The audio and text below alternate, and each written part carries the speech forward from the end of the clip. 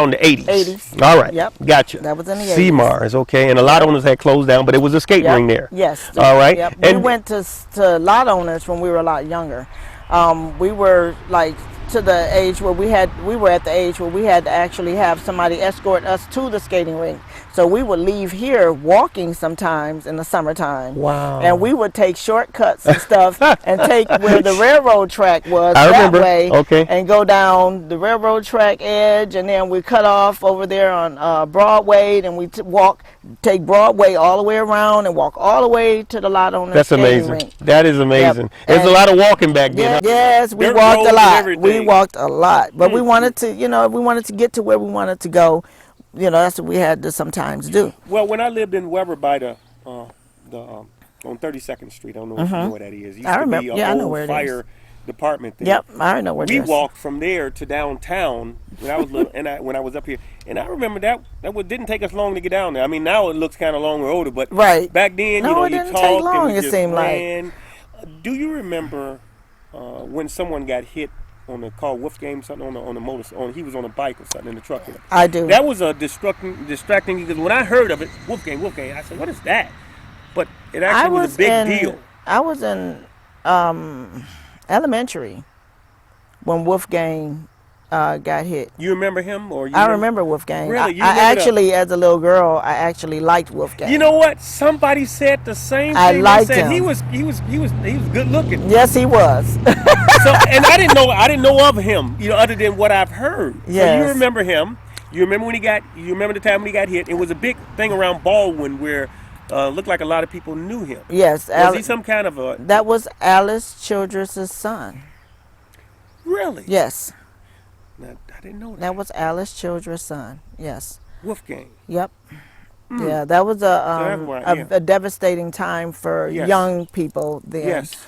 That hurt a lot of us. It really messed everybody up. Do you remember where you was when that happened? I don't remember where I was, and I don't remember. All I remember is how I felt about it. Okay. And just to visualize how that happened used to scare the life out of me. So I had a phobia about like semi trucks and stuff like that for a long time after that happened as a kid. Did the school have something thing special or something around here that represented remembrance of him? I don't remember. I don't remember. But I do know it was that. a big thing about that because they would always tell me, be careful when you go down there. Yeah. Because people were cautious about that. Yeah. So when did Johnny's and them come? Johnny's come along, and then you're talking about Alibi and all of that. When would you say? Because I remember when I came up here in 9th grade, and like I said, I remember the things back in that time where it was either house parties, because we always had a house party. House parties were big. House parties were big. We went to a lot of house parties. I couldn't do that in Chicago around that time. I didn't go back to Chicago because it was bad in the cities. But here,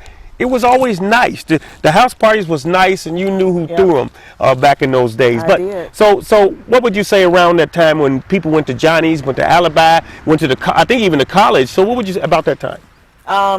That was fun. That was fun. That's what I can say about that.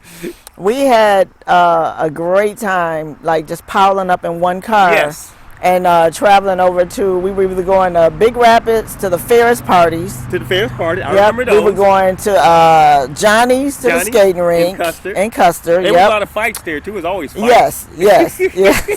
Boys from White Cloud. I think it was the White Cloud boys were getting the boys around here. It would always be fights. And then we used to hang out a little bit with the people from over in White Cloud a little bit, Yes.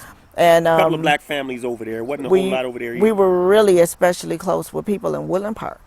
I used to love going out to Woodland Park. I didn't think we had a lot of friends. We had we went to the same school. Yeah, that's what we were all in the same school district. We went to the same school.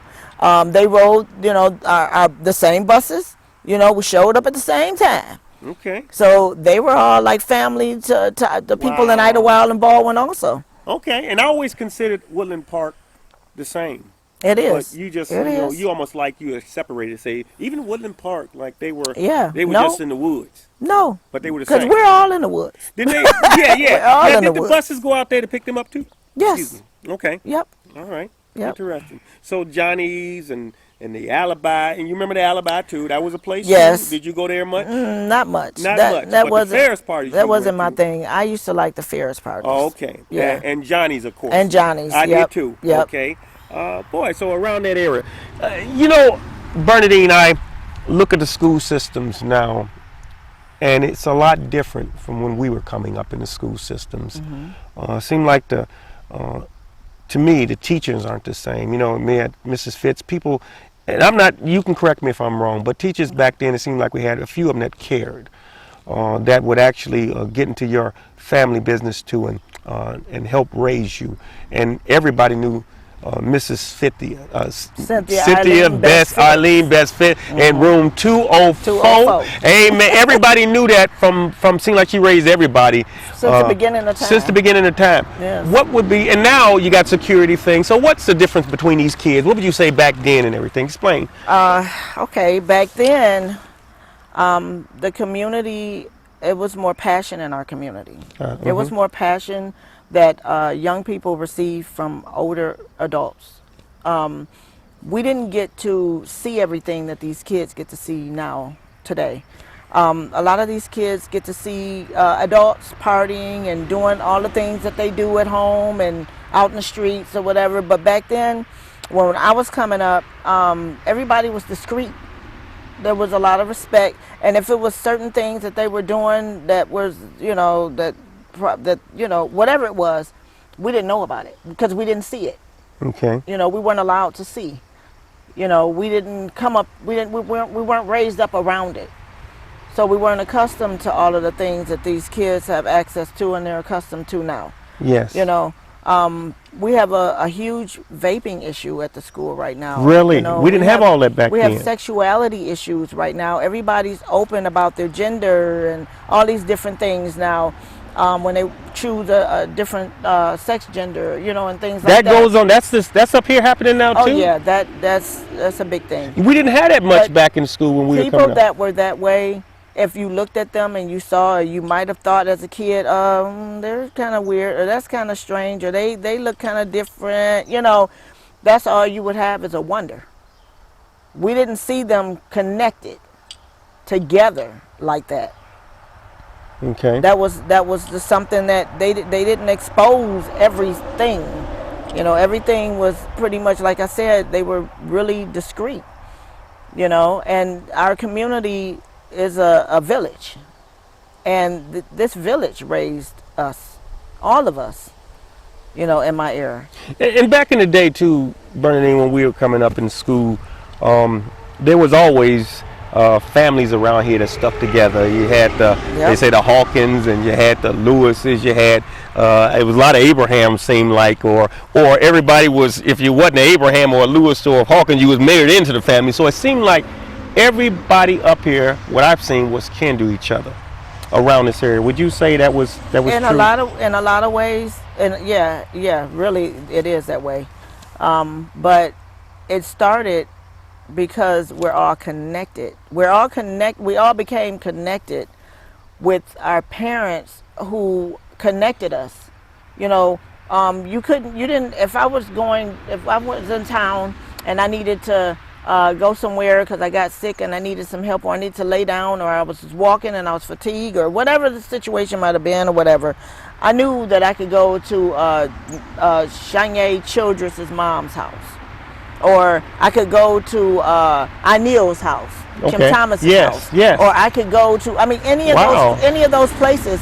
We had all of these people that was just connected to us in every way, and we leaned on them. They leaned on us. We all came together, and our parents connected us. We had functions. You wouldn't believe the amount, the community support that the kids would have. Because we were always all together. And it seemed like it was more, like you said, togetherness when the basketball games, they were full. Yes, packed. And I remember that wall to wall. The football team, that was good back then. But the basketball team, all the mothers was there in one corner. Meetings. You did board meetings. Don't let nothing be wrong with our school system. That's right. That wasn't leaning towards something that we needed. That board would support us, and all of the community would be there to support us. Yes. They had so many voices in there till they couldn't refuse whatever it was we asked for that we really needed. We had the support of our whole entire community. And right now it's not like that because you got. Not anymore. I don't see many of the people take their kids outside the area more than before. Would Right. you agree with that? I agree. Schools have. It seemed like Bowen School is not full like it was before. It seemed like a lot of emptiness, and a lot of it's dealing with the COVID too. When the COVID came, a lot of people were homeschooled or stayed home or something like that. Would you? Well, What even about that? before COVID, Okay. I came back home in 2017, Okay. and when I got back home, And you were where then when you came back I home? was in Detroit. You went. You Yep. moved back to Detroit at one time. I Okay, go moved ahead. back to Detroit, and when I got back here in 2017, a lot had changed with the school system and the community as a whole. And when I looked around and I saw how we only had a number, maybe if 100 and something high schoolers total. Wow. Graduating classes of only 12 to 15 kids. When I graduated out of a class of maybe 56 or something Wow. like that, Yeah. I mean, and that was a low number, I mean, if you look on the wall, Yes. when you go into the commons area of the high school now, you'll see that throughout the years, the classes has shortened.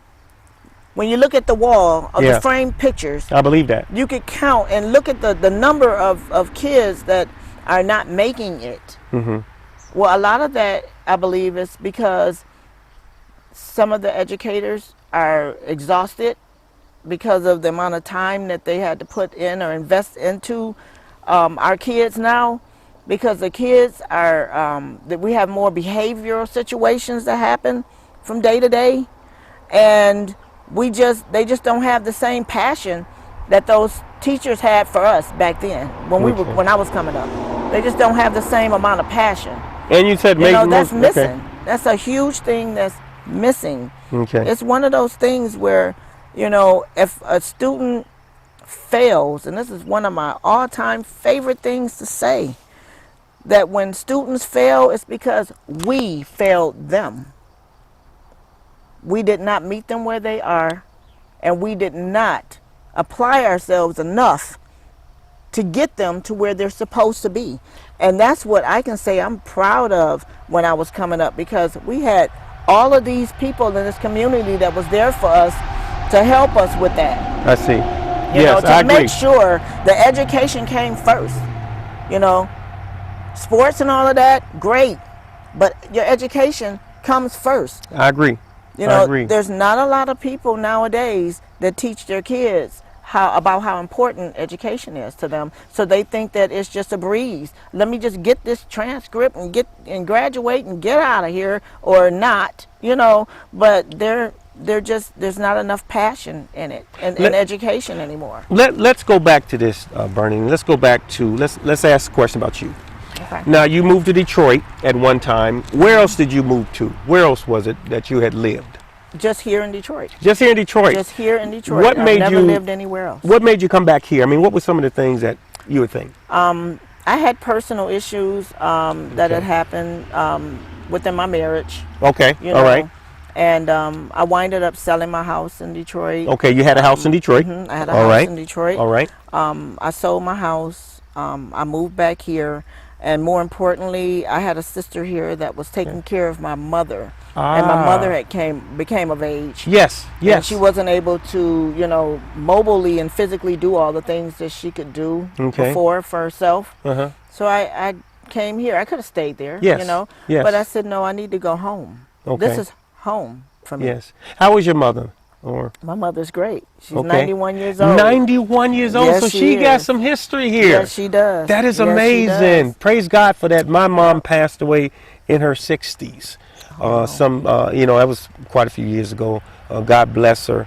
And I remember when we moved down from Chicago, a little bit about me that I haven't told. The reason why I came down from Chicago was my mom took the youngest two out of 10 and said, I'm getting you youngest two out of here because I want a better life for them in Baldwin. And I didn't want to leave Chicago to come to Baldwin. What's up in Baldwin? But if I would have stayed in Baldwin, I could have been in the gangs.